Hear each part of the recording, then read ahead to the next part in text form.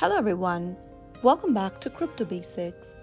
In today's video, we will be learning how to delete a post on CoinMarketCap application. To delete a post on CoinMarketCap, launch open the CoinMarketCap application on your mobile device or a website and make sure that you are logged into your account.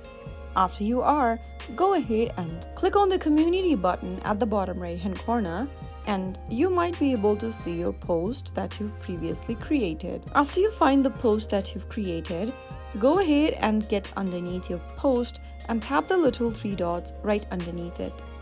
In the More Options section, click on Delete Post and click on the Delete button in the confirmation pop-up.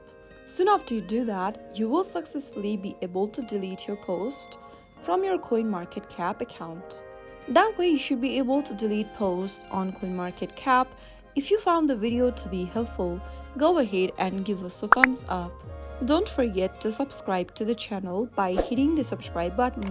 Press on the bell icon so that you'll never miss another upcoming upload from us. I will be back again in the next video. Thank you for watching.